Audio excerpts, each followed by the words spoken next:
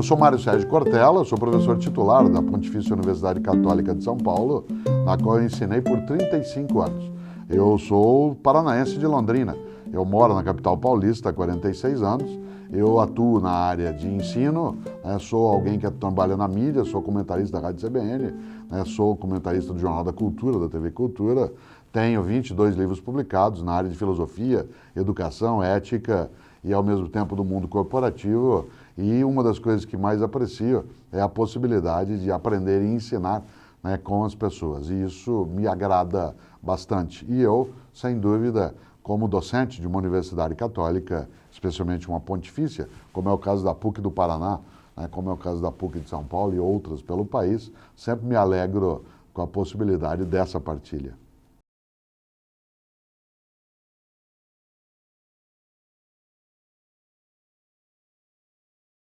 Uma das coisas mais importantes da educação é que ela favoreça a capacidade de ir adiante por si mesmo e por si mesmo.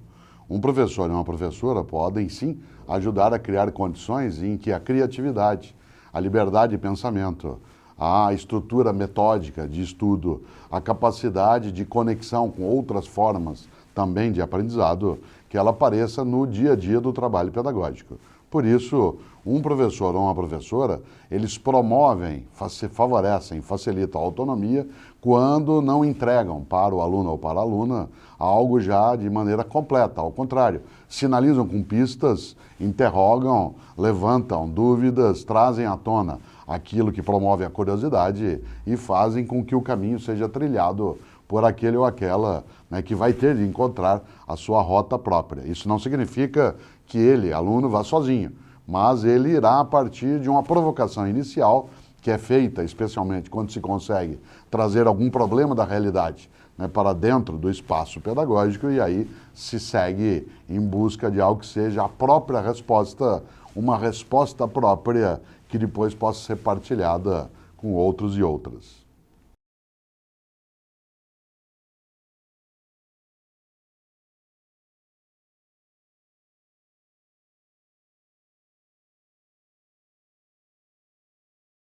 É preciso formar as pessoas em qualquer idade para que elas tenham humildade intelectual.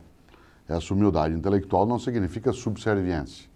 É bom que alguém tenha uma autoestima que seja sólida, que ela seja elevada. O que não pode é essa elevação transformar-se em arrogância. Por isso, a arrogância ela só pode ser enfrentada com dois caminhos. O primeiro deles é o esclarecimento da arrogância, isto é, identificar para a pessoa que ela tem uma atitude que é presunçosa, que é uma atitude de soberba, e sendo um educador e um educador, isso fica facilitado pelo modo de aproximação que tem que ser, de maneira geral, cuidadoso, mas também não pode ser frágil, para identificar esse tipo de situação. Portanto, a franqueza nessa hora é decisiva. E o segundo caminho é criar circunstâncias, isto é, criar ocasiões em que o conhecimento a ser trabalhado ali mostre para a pessoa que ela ainda não está completa, isto é, que aquele jovem de qualquer idade, que ele não domina todas as coisas e, portanto, introduzir nele a suspeita sobre a própria sabedoria. E isso, portanto, favorece a condição de uma capacidade maior de percepção das coisas. Não são só os jovens que têm essa postura. Nós temos muita gente com mais de 30 anos, por exemplo, que se coloca dentro de uma condição de ser perfeito. Perfeito em latim significa feito por completo, feito por inteiro, alguém que se supõe já concluído. E essa atitude é perigosa em qualquer idade. Mas, primeiro, o esclarecimento. Segundo, a demonstração prática daquilo que não deve ser feito.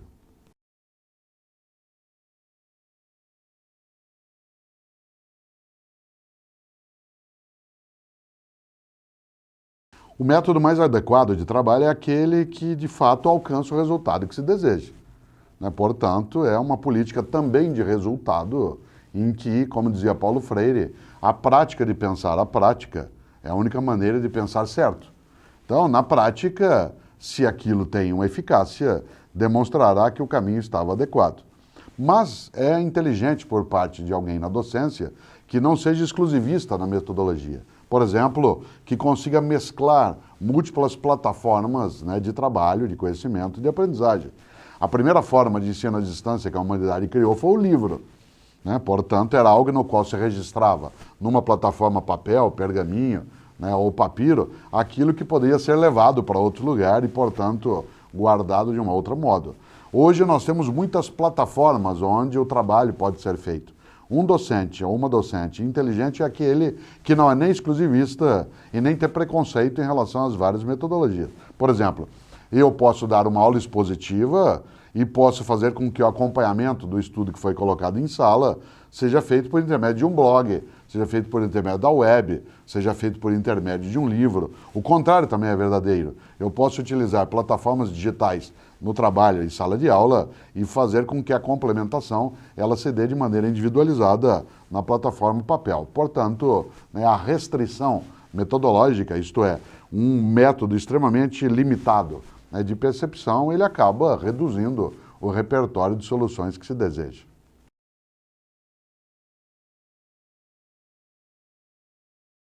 A primeira delas é uma educação que seja muito mais conectada, isto é, muito mais em rede, de fato, à medida em que se percebe que o conhecimento e a informação não se constroem de maneira exclusivamente individual e nem assim devem se propagar. E, em segundo lugar, a utilização de múltiplas plataformas para a aprendizagem que não mais se localizam exclusivamente dentro do docente ou da docente. Então, uma posição menos magisterial, sem que se abra mão da atividade do professor ou da professora, que continuam, sim, responsáveis, né, pela relação ensino-aprendizagem. Em terceiro lugar, levar em conta muito mais a realidade na qual o aluno vive, de maneira a tornar o ensino menos abstrato.